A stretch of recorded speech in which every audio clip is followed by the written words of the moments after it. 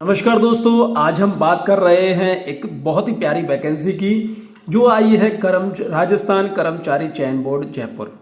जी हाँ, इसका जो विज्ञापन है वो निकला हुआ है 13 तारीख का, 13 फरवरी 2024 का है।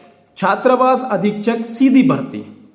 देखिए, छात्रावास अधीक्षक की है, सीधी भर्ती है, 2024 की है। राजस्थान अल्पसंख्यक मामलात राज्य एवं अधीनस्थ सेवा 2017 एवं संशोधन नियम 2022 एवं राजस्थान अनुसूचित क्षेत्र अधीनस्थ मंत्रालयिक एवं चतुर्थ श्रेणी सेवा भर्ती एवं सेवा की अन्य शर्तें नियम 2014 के अंतर्गत अल्पसंख्यक मामलात विभाग के लिए छात्रावास अधीक्षक के कुल 112 पदों पर भर्ती हेतु समान पात्रता परीक्षा सीनियर सेकेंडरी स्तर 12वीं पास 2022 में सम्मिलित अभ्यर्थियों से निर्धारित प्रपत्र में बोर्ड द्वारा ऑनलाइन आवेदन पत्र, ऑनलाइन एप्लीकेशन फॉर्म आमंत्रित किए जाते हैं। ये इसका पूरा नोटिफिकेशन है जो कि मैं आपको पूरा नोटिफिकेशन बताऊंगा। पूरी जानकारी इस वीडियो में आपको मिल जाएगी। क्या योग्यता है, क्या आयु है, क्या रिजर्वेशन है और सिलेबस के विषय में भी इसमें दिया है, तो मैं सिलेबस के विषय में भी आपको बताऊंगा। तो अब हम शुरू करते हैं हमारी वीडियो को। पद का नाम है छात्रावास अधीक्षक, गैर अनुसूचित क्षेत्र 110, अनुसूचित क्षेत्र 2, कुल पद हैं 112। अभ्यर्थी हेतु विशेष निर्देश राज्य सरकार के आदेश पत्र जयपुर दिनांक, ये आप पढ़ लें, ये मैं नहीं पढ़ रहा हूं। दिनांक 23/5/2022 की पालना में समान पात्रता परीक्षा सीनियर सेकेंडरी स्तर 2022 की पात्रता परीक्षा बोर्ड द्वारा आयोजित करवाई जाकर अभ्यर्थियों के स्कोर कार्ड दिनांक 16/5/2023 को जारी किए गए हैं। समान पात्रता परीक्षा यानी सीनियर सेकेंडरी स्तर 2022 की पात्रता परीक्षा में सम्मिलित वे अभ्यर्थी जो छात्रावास अधीक्षक के पदों की योग्यता रखते हैं ऑनलाइन आवेदन भर सकते हैं। इन आवेदन भरने वाले अभ्यर्थियों में से समान पात्रता परीक्षा सीनियर सेकेंडरी स्तर 2022 में अर्जित स्कोर के अनुसार विज्ञापित पदों के 15 गुणा न्यूनतम कट ऑफ मार्क्स प्राप्त करने वाले अभ्यर्थी छात्रावास अधीक्षक के पदों की परीक्षा में शामिल होने के लिए पात्र होंगे।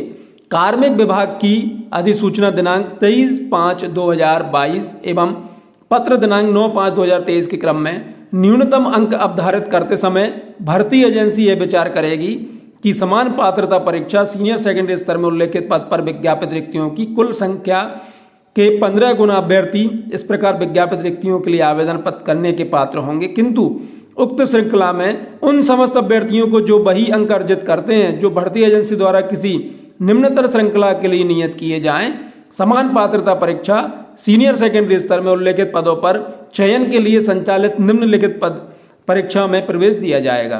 परंतु यदि भर्ती एजेंसी की यह राय हो कि समान पात्रता परीक्षा सीनियर सेकेंडरी स्तर में उल्लेखित पद पर भर्ती के लिए संचालित लिखित परीक्षा में उपस्थित होने के साधारण मानक के आधार पर आरक्षित प्रवर्ग वाले अभ्यर्थियों की पर्याप्त संख्या उपलब्ध नहीं है, तो भर्ती एजेंसी द्वारा ऐसे आरक्षित प्रवर्ग वाले अभ्यर्थियों को प्रवेश देने के लिए शिथिल मानक लागू किया जा सकेगा, ताकि उस प्रवर्ग में के अभ्यर्थियों की पर्याप्त संख्या लिखित परीक्षा में उपस्थित होने के लिए उपलब्ध हो। इस प्रयोजन के लिए रिक्तियों की कुल अनुमानित संख्या के 15 गुना की विचार की संख्या सीमा शिथिल मानी जाएगी। तथापि लिखित परीक्षा में उपस्थित होने के लिए इस प्रकार अतिरिक्त रूप से अहिर अभ्यर्थी केवल उनके प्रवर्गों के लिए आरक्षित पदों के चयन के लिए पात्र होंगे। ऑनलाइन एप्लीकेशन फॉर्म में वांछित सूचना अवश्य अंकित करें। ऑनलाइन आवेदन भरने से पूर्व बोर्ड की वेबसाइट पर उपलब्ध इस विज्ञप्ति को ध्यानपूर्वक पढ़ लें तथा इसमें दिए गए निर्देशों को ध्यान में रखते हुए आवेदन भरें।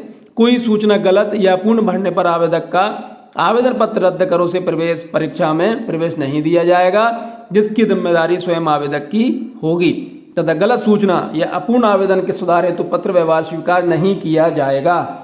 ऑनलाइन आवेदन की प्रक्रिया, बोर्ड द्वारा आवेदन ऑनलाइन एप्लीकेशन फॉर्म लिए जाएंगे जिन्हें राज्य के निर्धारित ई मित्र कियोस्क या जन सुविधा केंद्र के माध्यम से भरा जा सकता है। ऑनलाइन आवेदन पत्र से भरने से पूर्व सर्वप्रथम अभ्यर्थी प्रस्तुत विज्ञापन का अध्ययन आवश्यक रूप से कर लेवे, तदुपरांत ही अभ्यर्थी ऑनलाइन आवेदन करें। ऑनलाइन आवेदन करने की प्रक्रिया निम्नानुसार होगी। मैं हर वीडियो में आपको बताता हूं कि प्लीज कृपया करके आप जो विज्ञापन है उसको ध्यान से पढ़ें। आप हमेशा उस विज्ञापन को ध्यान से पढ़ लें। अगर आप उसे ध्यान से पढ़ते हैं तो कई सारी परेशानियों से आप छूट सकते हैं। ऑनलाइन आवेदन करने के लिए अभ्यर्थियों को बोर्ड के ऑनलाइन पोर्टल rsmssb.rajasthan.gov.in अथवा rssb.rajasthan.gov.in पर रिक्रूटमेंट एडवर्टाइजमेंट उपलब्ध अप्लाई ऑनलाइन लिंक को क्लिक कर अथवा SSO पोर्टल sso.rajasthan.gov.in से लॉगिन करने के उपरांत सिटीजन एप्स G2C में उपलब्ध रिक्रूटमेंट पोर्टल का चयन करना होगा। उसके बाद अभ्यर्थी अप्लाई नाउ पर क्लिक करेगा। यदि अभ्यर्थी द्वारा OTR वन टाइम रजिस्ट्रेशन का एक बार ये पंजीयन शुल्क जमा नहीं किया गया है तो अभ्यर्थी को सर्वप्रथम OTR टैब पर अपनी श्रेणी अनरिजर्व्ड या रिजर्व्ड में इतनी सारी श्रेणी दिव्यांगता की स्थिति व गृह राज्य का विवरण दर्ज करके शुल्क का भुगतान करना होगा। ऑनलाइन आवेदन में अभ्यर्थी को OTR के समय भरी गई श्रेणी दिव्यांगता की स्थिति व गृह राज्य के अनुरूप ही ऑप्शन भरने हेतु मिलेंगे। अतः अभ्यर्थी OTR प्रक्रिया को सावधानी से भरे। OTR प्रक्रिया को पूरा करने के बाद अभ्यर्थी SSO के माध्यम से आवेदन कर सकेगा। इस हेतु अभ्यर्थी को सर्वप्रथम अपना CET 2022 का ऑनलाइन आवेदन पत्र क्रमांक दर्ज करना होगा। CET सीनियर सेकेंडरी परीक्षा के ऑनलाइन आवेदन पत्र क्रमांक व SSO ID को सिस्टम द्वारा CET सीनियर सेकेंडरी के डेटा से वेरीफाई किया जाएगा। वेरीफाई हो जाने की स्थिति में आवेदन पत्र खुलेगा। आवेदन पत्र में उसके द्वारा OTR में दर्ज की गई सूचनाएं प्रदर्शित रहेंगी एवं उसमें संशोधन नहीं किया जा सकेगा। अन्य सभी सूचनाएं अभ्यर्थी को सावधानी पूर्वक भरनी होगी। आवेदक को आवेदन पत्र में नवीनतम फोटो 1 माह से अधिक पुरानी ना हो अपलोड की जानी आवश्यक है। आवेदक को ऑनलाइन आवेदन में दृश्य चिन्ह विजुअल मार्क भरना अनिवार्य है। भर्ती के लिए आवेदन प्रक्रिया के दौरान उम्मीदवारों को स्वयं की पहचान को आवेदन पत्र में सत्यापित करना होगा, जिस हेतु उसके पास निम्नलिखित सत्यापन विधियों में से किसी एक विधि का चयन करने का विकल्प उपलब्ध होगा। यदि उम्मीदवार आधार कार्ड का उपयोग करके OTR जनरेट करता है तो किसी और सत्यापन की आवश्यकता नहीं होगी। इसके अलावा इसमें कई सारी प्रोसेस है जिसके आधार पर आपको सत्यापन करना होगा। उसको आप देख लीजिए, क्योंकि वीडियो हमारा बहुत बड़ा हो जाता है, इसलिए आप इस चीज़ को देख लीजिए। ये कई सारे इसके मेथड्स हैं, उनके आधार पे आप कर सकते हैं। और लास्ट में एक चीज़ आ जाती है, मैं आपको बता देता हूँ कि उसके बाद आप इसको भी कर सकते हैं। OTR हो गया आपका। समस्त इसकी सूचनाएं बोर्ड वेबसाइट पर इन दोनों की वेबसाइट के माध्यम से प्रकाशित सूचित की जाएंगी। कृपया इस भर्ती परीक्षा के संबंध में समस्त अद्यतन जानकारी बोर्ड की वेबसाइट को निरंतर रूप से देखते रहें। अलग से कोई पत्राचार नहीं किया जाएगा। मैं हर बार हमेशा कहूँगा आपसे कि प्लीज़ आप जो अधिकृत वेबसाइट है, चाहे आप किसी का वीडियो देख लें, चाहे आप किसी वेबसाइट को देख लें, अगर आप अधिकृत वेबसाइट पर अधिकृत जगह पर नहीं जाएंगे तो आप हो सकता है कि कई बार गलतियां कर दें। इसलिए मेरा हमेशा मानना ये होगा कि आप अधिकृत वेबसाइट पर आवश्यक रूप से जाएं। एक बार ये पंजीयन शुल्क कार्मिक विभाग के परिपत्र दिनांक 19/4/2023 के द्वारा अभ्यर्थियों को अपनी SSO ID द्वारा लॉगिन करने के बाद एक बार ये पंजीयन प्रणाली वन टाइम रजिस्ट्रेशन ऑप्शन पर जाकर निम्नानुसार निर्धारित पंजीयन शुल्क राज्य के निर्धारित ई-मित्र कियोस्क या जन सुविधा केंद्र CSC के माध्यम से चयन बोर्ड को ऑनलाइन आप जमा करावें। सामान्य वर्ग व क्रीमी लेयर श्रेणी के अन्य पिछड़ा वर्ग या अति पिछड़ा वर्ग के आवेदन हेतु 600 रुपये, राजस्थान के नॉन क्रीमी लेयर श्रेणी के अन्य पिछड़ा वर्ग, अति पिछड़ा वर्ग एवं आर्थिक रूप से कमजोर वर्ग, अनुसूचित जाति अनुसूचित जनजाति के आवेदन हेतु रुपये 400, समस्त दिव्यांगजन आवेदन हेतु 400। नोट: राजस्थान राज्य से भिन्न अन्य राज्यों के अनुसूचित जाति अनुसूचित जनजाति अन्य पिछड़ा वर्ग अति पिछड़ा वर्ग आर्थिक रूप से कमजोर वर्ग के अभ्यर्थी को सामान्य वर्ग का अभ्यर्थी माना जाएगा। अतः ऐसे आवेदकों को सामान्य अभ्यर्थियों के निर्धारित पंजीयन शुल्क देना होगा। देखिए, यदि आप राजस्थान राज्य से अलग राज्य के किसी के हैं, यदि मध्य प्रदेश के हैं, बिहार के हैं, यूपी के हैं, कहीं अलग के हैं, तो आपको अनरिजर्व्ड यानी सामान्य श्रेणी के हिसाब से 600 रुपये ही जमा करने होंगे। पूर्व में एक बार ही पंजीयन शुल्क जमा करवा चुके अभ्यर्थी को, अगर आपने एक बार करा चुके हैं तो दोबारा से आपको नहीं कराना होगा। छात्रावास अधीक्षक के रिक्त पदों का वर्गवार आरक्षण निम्न प्रकार है। ये आप देख लीजिए कि कहाँ पर आप सेट हो रहे हैं, किस श्रेणी में आप आते हैं। ये जो चार्ट दिया हुआ है, इस चार्ट को आप याद से देख लीजिए, ध्यान से देख लीजिए। कुल पद 110, क्षैतिज आरक्षण में 2 पद हैं, दिव्यांगजन में ये चीजें हैं। आप देख लीजिए कि कहां पर आप सेट हो रहे हैं, इस चीज को आप ध्यान से देख लीजिए। अनुसूचित क्षेत्र में ये स्थिति कुल 2 पद हैं, क्षैतिज आरक्षण में कुछ भी नहीं है।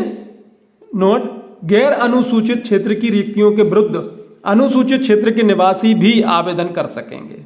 ध्यान से देखिए, गैर अनुसूचित क्षेत्र की रिक्तियों के विरुद्ध अनुसूचित क्षेत्र के निवासी भी आवेदन कर सकेंगे। यदि अभ्यर्थी का चयन अनुसूचित क्षेत्र एवं गैर अनुसूचित क्षेत्र दोनों में होता है तो अभ्यर्थी को दस्तावेज का सत्यापन के समय अपना लिखित में विकल्प प्रस्तुत करना होगा कि वे अनुसूचित क्षेत्र एवं गैर अनुसूचित क्षेत्र दोनों में से किसी क्षेत्र में अपना चयन चाहता है तथा किस क्षेत्र के अपने चयन को निरस्त करवाना चाहता है। विकल्प प्रस्तुत नहीं करने की स्थिति में अभ्यर्थी का अंतिम चयन अनुसूचित क्षेत्र में माना जाएगा। अब आप ये ध्यान से देख लीजिए कि क्या क्या दिया हुआ है। विज्ञापन जारी होने के उपरांत विज्ञापित पदों की संख्या में कमी या बढ़ोतरी हो सकती है, ये हम कई बार पढ़ चुके हैं, हर जगह पढ़ते हैं। और ये नियम अनुसार आपको लाभ दिया जाएगा, ये भी हम पढ़ चुके हैं। अब हम और आगे बढ़ते हैं। महिलाओं के लिए ये स्थिति आप देख लीजिए कि क्या स्थिति रहेगी। उसके बाद अति पिछड़ा वर्ग के रूप में देख लीजिए। और भूतपूर्व सैनिकों के लिए देख लीजिए, भूतपूर्व सैनिकों के आश्रितों को भूतपूर्व सैनिकों के आरक्षित पदों का लाभ दे नहीं होगा। ध्यान से देखिए, भूतपूर्व सैनिकों के आश्रितों को भूतपूर्व सैनिकों का आरक्षित पद का लाभ दे नहीं होगा। अब भूतपूर्व सैनिक किसे मानना है? प्रतिरक्षा, थल, जल, वायु सेना सेवाओं से सेवा मुक्ति के समय आवेदक का चरित्र अच्छा से कम नहीं होना चाहिए, जैसा कि उसकी सेवा मुक्ति में दर्शाया गया हो। और भी बहुत सारे पॉइंट्स ये दिए हुए हैं, इनको आप ध्यान से पढ़ लीजिए कि किस श्रेणी में आप आ रहे हैं। उत्कृष्ट खिलाड़ी के पदों हेतु ये उत्कृष्ट खिलाड़ी जो हैं उनके हिसाब से भी आपका यहाँ पर आरक्षण रहेगा। और उनकी श्रेणी ये दी हुई है, इसको आप ध्यान से देख लीजिए कि उत्कृष्ट खिलाड़ी संबंधी प्रावधान, इसको आप ध्यान से देख लीजिए कि इस श्रेणी में अगर आप आ रहे हैं तो आपको भी इस चीज का फायदा मिल लेगा। और उसके बाद दिव्यांग निःशक्तजन के लिए राजस्थान दिव्यांगजन अधिकार नियम 2018 के अंतर्गत निम्नलिखित श्रेणी के दिव्यांगजन को आरक्षण का लाभ दिए होगा। ये इस कंडीशन में भी आप देख लीजिए कि किस श्रेणी में आप यहाँ पर आते हैं। अनुसूचित क्षेत्र के अभ्यर्थियों के लिए विशेष निर्देश जो हम कुछ पहले भी पढ़ चुके हैं, उसके बाद ये दिए हुए हैं। तो यदि आप इस श्रेणी में आप आ रहे हैं तो आप इनको ध्यान से पढ़ लीजिए और समझ लीजिए। वेतनमान राज्य सरकार द्वारा दे 7वें वेतन आयोग के अनुसार छात्रावास अधीक्षक का वेतनमान पे मैट्रिक्स लेवल 05 निर्धारित है। परिवीक्षा काल में मासिक नियत पारिश्रमिक राज्य सरकार के आदेश अनुसार देय होगा। अन्य शर्तें, सीधी भर्ती द्वारा सेवा में नियुक्त परिवीक्षाधीन प्रशिक्षु ट्रेनी को परिवीक्षा की अवधि के दौरान मासिक नियत पारिश्रमिक ऐसी दरों पर संदत्त किया जाएगा जो सरकार द्वारा समय समय पर नियत की जावे। सीधी भर्ती द्वारा सेवा में नियुक्त सभी व्यक्तियों की नियुक्ति 2 वर्षों की परिवीक्षा अवधि के लिए की जाएगी। इस अवधि के दौरान पद की वेतन श्रृंखला न देकर राज्य सरकार द्वारा निर्धारित दरों पर नियत पारिश्रमिक फिक्स्ड रिमरेशन देय होगा एवं इसके अतिरिक्त अन्य कोई भत्ते या मकान किराया भत्ता, महंगाई भत्ता, शहरी क्षतिपूर्ण भत्ता, विशेष वेतन आदि देय नहीं होंगे। परिवीक्षा अवधि में अन्य सुविधाएं एवं अवकाश आदि राजस्थान सेवा नियमों में नियत संशोधित प्रावधानों के अनुसार देय होगा। परिवीक्षा अवधि को समाप्त पर पद की वेतन श्रृंखला का न्यूनतम एवं अन्य भत्ते नियम अनुसार देय होंगे, वह स्थायीकरण का पात्र होगा। कुल मिलाकर 2 साल के बाद आपको पूरी वेतन मिलेगी। पात्रता बहुत ही प्यारी वैकेंसी है, तो इसको आप देख लें कि पात्रता में आपको 12वीं पास चाहिए।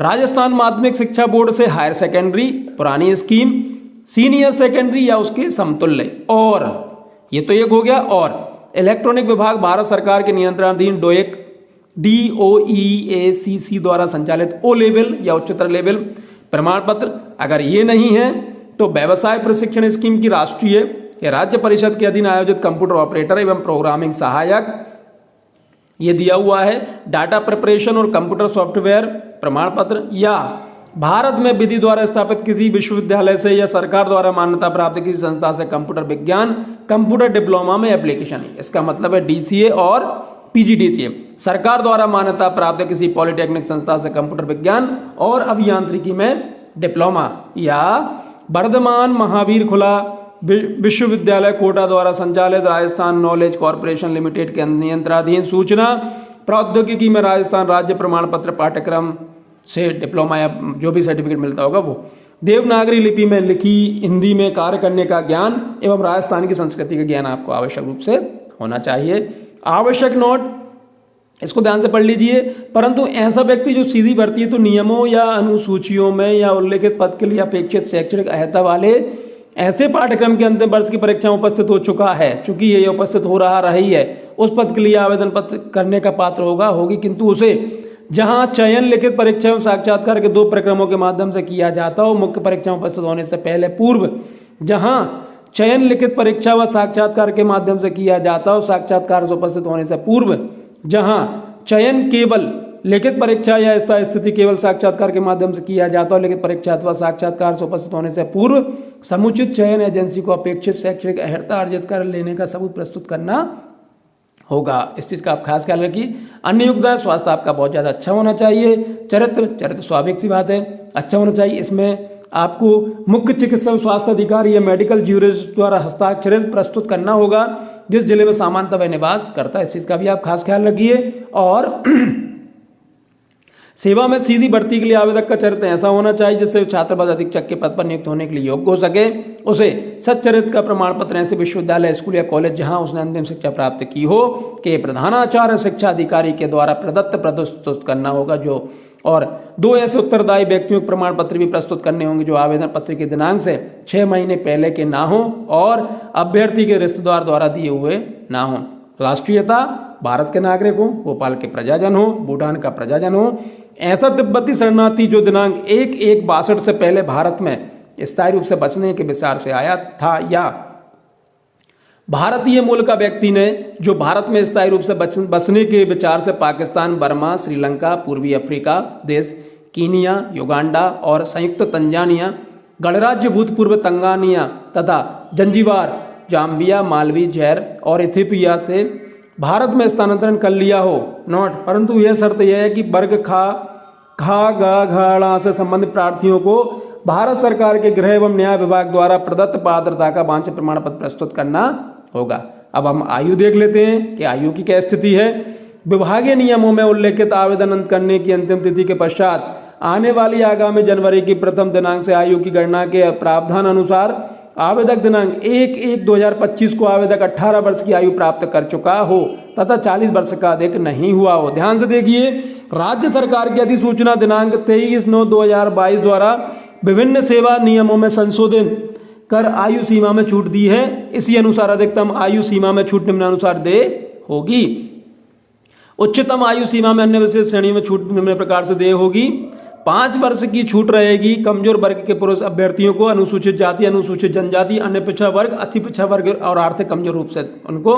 सामान्य वर्ग की महिला, उसको 5 वर्ष की छूट रहेगी और 10 वर्ष की छूट उनको रहेगी जो राजस्थान की मूल निवासी है और जो अनुसूचित जाति, अनुसूचित जनजाति, अन्य पिछड़ा वर्ग, अति पिछड़ा वर्ग, आर्थिक रूप से कमजोर हैं, उन लोगों को दी जाएगी। उसके अलावा किस किस को रहेगी, ये आप इस नोटिफिकेशन में आप देख सकते हैं, जैसा कि इसमें दिया हुआ है। आप इसको पूरा तरीके से आप पढ़ लें, इसमें आपको समझ में जाएगा कि आप कहाँ पर आते हैं। आप अपने हिसाब से अपने आप को एडजस्ट कर लें। अब हम आगे बात करते हैं पेंशन की, कि नए नियुक्त होने वाले कर्मचारियों के लिए नियम अनुसार राज्य सरकार द्वारा देय पेंशन योजना लागू होगी। विवाह पंजीयन का भी ध्यान दे लीजिए।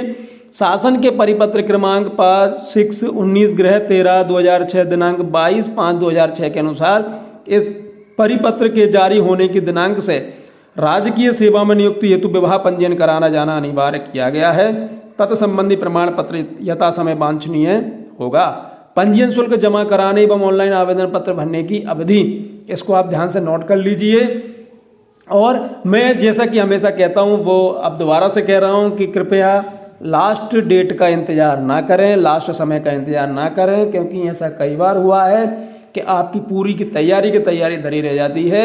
इसलिए आप लास्ट दिन का इंतजार ना करें और जैसे ही वीडियो देखें या जैसे ही आपको पता चले आप तुरंत फॉर्म भर दें। यदि आप एक द्वारा OTR का एक बारी पंजीयन शुल्क जमा नहीं किया गया है तो पंजीयन शुल्क राज्य के निर्धारित ई-मित्र कियोस्क जन सुविधा केंद्र CSC, नेट बैंकिंग, ATM कम डेबिट कार्ड एवं क्रेडिट कार्ड के माध्यम से दिनांक 20/2/2024 से दिनांक 20/3/2024 को रात्रि 11:59 बजे तक जमा कराया जा सकता है।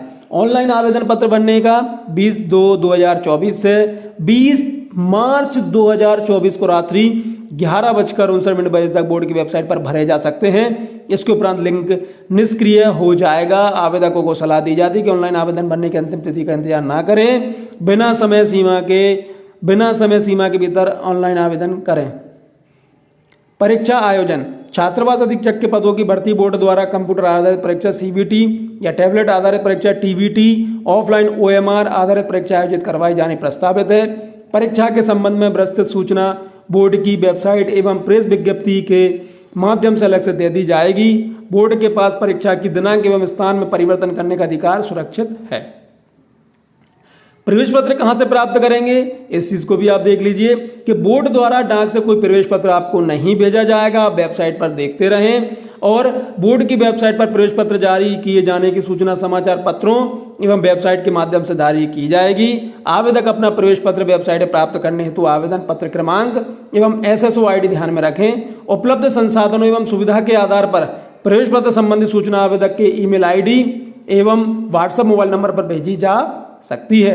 अनापत्ति प्रमाण पत्र के संबंध में यदि आप किसी डिपार्टमेंट से हैं, सभी आवेदक जो पहले से सरकारी नौकरी या सरकारी उपक्रमों में नियुक्त हैं, उन्हें अपने नियोक्ता को इस परीक्षा के लिए आवेदन प्रस्तुत करने से पूर्व ही लिखित में सूचित करते हुए आवेदन प्रस्तुत करना चाहिए। आवेदकियों को पात्रता की जांच एवं दस्तावेज सत्यापन के समय विभाग से प्राप्त अनापत्ति प्रमाण पत्र NOC प्रस्तुत करनी होगी। नियुक्ति की अयोग्यता, ये आप पढ़ लीजिए ध्यान से कि अगर आप इस कंडीशन में आप आते हैं तो आप नियुक्ति के लिए अयोग्य ठहरे जाएंगे, बिल्कुल समझे जाएंगे। आवेदन कैसे करें, आवेदन जिस श्रेणी के तहत आवेदन करने का पात्र है उस श्रेणी में ही आवेदन करें, इस बात का खास ध्यान रखें। राजस्थान के पिछड़ा वर्ग, अति पिछड़ा वर्ग की क्रीमी लेयर श्रेणी के आवेदक तथा राजस्थान राज्य भिन्न राज्यों के अनुसूचित जाति, अनुसूचित जनजाति, पिछड़ा वर्ग, अति पिछड़ा वर्ग, creamy layer, non creamy layer, आर्थिक रूप से कमजोर वर्ग के आवेदक सामान्य वर्ग के लिए अंतर्गत आते हैं। इस चीज का खास आप ध्यान रखें। जैसा कि हम कई बार बता चुके हैं कि आप बिल्कुल ध्यान रखें। और अब आपका फोटो कैसा होना चाहिए, क्या स्थिति होनी चाहिए, इसको भी आप ध्यान से देख लीजिए, क्योंकि कई सारे लोग इस बात में बहुत ज्यादा गड़बड़ी करते हैं। हस्ताक्षर अपलोड करने के दिशा निर्देश, कैसे आप दिशा निर्देश वो करेंगे। विशेष टिप्पणी, इसमें आप देख लीजिए कि परीक्षा के पश्चात संबंधित परीक्षा का प्रश्न पत्र बोर्ड की वेबसाइट पर अपलोड किया जाएगा। प्रश्न पत्र की उत्तर कुंजी, आंसर की बोर्ड की वेबसाइट पर अपलोड की जाकर आपत्तियां आमंत्रित की जाएंगी। प्रत्येक आपत्ति के लिए परीक्षार्थी को निर्धारित तरीके से शुल्क 100 रुपये जमा कराना अनिवार्य है। इसकी प्रक्रिया आपत्ति आमंत्रित करने हेतु जारी की जाने वाली विज्ञप्ति में बताई जाएगी। और आप देख लीजिए कि कुछ जो चीजें इसमें दी हुई हैं, जैसे कि आप हुड़दंग करते हैं, तोड़फोड़ करते हैं, पत्थरबाजी करते हैं, महिलाओं के साथ छिड़खानी करते हैं या अनुशासन करते हैं, तो ऐसी स्थिति में आप पर कड़ी कार्रवाई भी की जा सकती है। इस चीज का आप ध्यान रखें, अनुशासन आप बनाए रखें। ऑनलाइन आवेदन में संशोधन की प्रक्रिया, बोर्ड द्वारा ऑनलाइन आवेदन में संशोधन हेतु कोई ऑफलाइन प्रार्थना पत्र स्वीकार नहीं किया जाएगा। बोर्ड द्वारा जारी विज्ञप्ति दिनांक 14/7/2023 द्वारा यदि किसी अभ्यर्थी को अपने OTR में स्वयं के नाम, पिता के नाम, जन्म तिथि एवं लिंग में परिवर्तन करना है तो उसे सर्वप्रथम अपने आधार, जनाधार में परिवर्तन कराना होगा। तत्पश्चात OTR स्क्रीन पर फैच का बटन दबाना होगा, जिससे आधार, जनाधार में दर्ज नवीन डाटा उसके OTR में स्वतः ही आ जाएगा। और क्या कराना, आप इसको ध्यान से देख लीजिए। 300 रुपये का शुल्क लगेगा, 7 दिन का समय रहेगा। ऑनलाइन आवेदन प्रत्याहृत करने की प्रक्रिया, इसको आप ध्यान से देख लीजिए कि क्या करना है आपको, क्या नहीं करना है। श्रुति लेखन की सुविधा भी आप देख लीजिए कि क्या स्थिति हो सकती है, कि यदि आप इस श्रेणी में आते हैं तो आपको कैसे क्या कंडीशन रहेगी। अभ्यर्थियों के प्रमाण पत्र के संबंध में प्रावधान, आवेदन द्वारा ऑनलाइन आवेदन भरी गई शैक्षणिक योग्यता को अंतिम रूप से मान्य किया जाएगा। ऑनलाइन आवेदन में दर्ज योग्यता के अतिरिक्त अन्य संस्था, विश्वविद्यालय प्रवर्तित डिग्री, डिप्लोमा को स्वीकार या मान्य नहीं किया जाएगा। तो आवेदक सावधानी पूर्वक अपनी शैक्षणिक योग्यता ऑनलाइन आवेदन में भरे। ये आप पढ़ लीजिए कि क्या क्या रूल्स एंड रेगुलेशन और दिए हुए हैं। इस देखिए रूल्स एंड रेगुलेशन आप पूरे पढ़ लें, जिससे कि आप जब फॉर्म भरें या जब आप एग्जाम दे रहे हो उसके पहले आप इन सब चीज़ों को ध्यान से पढ़ लें, क्योंकि पूरे रूल्स एंड रेगुलेशन पहले ही बता देते हैं। आवेदन में गलत सूचना प्रस्तुत करने व अनुचित साधनों को रोकथाम के लिए भी कंडीशन है। और मेरा हमेशा ये कहना रहेगा कि आप सही जानकारी ही आगे बढ़ें। परीक्षा की स्कीम एवं पाठ्यक्रम, छात्रावास अधीक्षक के पदों पर सीधी भर्ती परीक्षा हेतु परीक्षा की स्कीम निम्न प्रकार से होगी। परीक्षा की स्कीम, लिखित परीक्षा 100 अंकों की होगी। परीक्षा की अवधि 2 घंटे की होगी। लिखित परीक्षा के प्रश्न पत्र में बहुविकल्पीय प्रश्न के प्रकार प्रश्न होंगे। सभी प्रश्नों के अंक समान होंगे, प्रत्येक प्रश्न एक पूर्णांक का होगा। उक्त परीक्षा में नेगेटिव मार्किंग नहीं है। प्रश्न पत्र में निम्नलिखित विषय होंगे जो उनके सामने दर्शित अंकों के होंगे। सामान्य हिंदी, गणित, कंप्यूटर, राजस्थान के सामाजिक पहलुओं, भूगोल, इतिहास और संस्कृति के विषय संदर्भ में सामान्य ज्ञान 60 अंक, 15 10 अंक इस तरह से होगा। और ABCDE अंकित प्रश्न पत्र 5 विकल्प होंगे। अंकित रहेंगे उस अभ्यर्थी केवल एक विकल्प को नीले बॉल पेन से गहरा गोल उत्तर पुस्तिका में सही उत्तर दर्शान हेतु करना होगा। ये कंडीशन भी आप ध्यान से देख लीजिए कि आपको OMR शीट किस तरीके से भरनी है। पाठ्यक्रम, हिंदी का पाठ्यक्रम में क्या होगा इसको आप ध्यान से देख लीजिए कि सामान्य हिंदी में संधि और संधि विच्छेद, सामाजिक पदों की रचना और समाज विग्रह, उपसर्ग, प्रत्यय, पर्यायवाची शब्द, विपरीतार्थक, विलोम शब्द, अनेकार्थक शब्द, शब्द युग्म, संज्ञा शब्दों से विशेषण बनाना, शब्द, वाक्य, वाच्य, क्रिया, वाक्यांश, मुहावरे, अंग्रेजी, सरल कार्यालय। गणित में देख लीजिए वैदिक विधि से गुणनखंड, अनुपात, एक बिंदु पर बनने वाले कोण एवं रेखाएं, समतल आकृतियों का क्षेत्रफल, कोण एवं उनके माप, आंकड़ों का चित्रोदार निरूपण। Computer characteristics of computer organisation including RAM ROM, operating system, MS office. सामान्य ज्ञान में देख लीजिए सामुदायिक मामले इसमें देख लीजिए। भूगोल में प्राकृतिक संसाधन में आप देख लीजिए। राजस्थान में कृषि एवं आर्थिक विकास देख लीजिए। और राजस्थान का इतिहास एवं संस्कृति, इस पर विशेष तौर पर ध्यान दे लीजिए। मध्यकालीन इतिहास, स्वतंत्रता आंदोलन, राजनीतिक चेतना, राजनीतिक पुनर्गठन, लोक भाषाएं, बोली एवं साहित्य, लोक संगीत और लोक नृत्य, संत कवि, योद्धा, लोक देवता, लोक देवियां तथा सांप्रदायिक सौहार्द, मेले एवं त्योहार, रीति रिवाज, वेशभूषा तथा आभूषण। राजस्थान का औद्योगिक विकास, प्रमुख उद्योग, औद्योगिक क्षेत्र, कच्चे माल की उपलब्धता, खनिज आधारित बड़े छोटे में कुटीर उद्योग, ऊर्जा के विभिन्न स्रोत, जल, विद्युत, तापीय, अणु, पवन और सौर ऊर्जा। दैनिक विज्ञान देख लीजिए, एवरीडे साइंस, भौतिक और रासायनिक परिवर्तन, धातु व धातु इनके प्रमुख यौगिक, कार्बन और कार्बन के महत्वपूर्ण यौगिक, प्रकाश का परावर्तन इसके नियम, विद्युत धारा, अंतरिक्ष और सूक्ष्म प्रौद्योगिकी, अनुवांशिकी संबंध, सामान्य शब्दावली, पर्यावरण अध्ययन, जंतुओं का आर्थिक महत्व, रक्त समूह। बोर्ड की वेबसाइट तो वेबसाइट है rsmssb.rajasthan.gov.in और एक और है rssb.rajasthan.gov.in। इस पर आप जाकर पूरी जानकारी इसको एक बार देख लें। जब भी आप फॉर्म भरें तो किसी भी समझदार व्यक्ति को आप अपने पास बैठा लें जिससे कि आपका फॉर्म बहुत आसानी से भरा हो जाए, किसी प्रकार की कोई परेशानी ना आए। इस वीडियो के माध्यम से यदि आपकी जॉब लगती है तो प्लीज़ आप हमें जरूर बताएं जिससे कि हम आपको शुभकामनाएं प्रेषित करें। और इस तरह के वीडियो, इस तरह की जानकारी देखने के लिए आप हमारे चैनल पर आप देखते रहें। और अगर आपको लगता है कि किसी को ये जानकारी फायदा दे सकती है तो आप उसे भी इस चीज़ को शेयर कर सकते हैं। चलिए बहुत बहुत धन्यवाद, थैंक यू।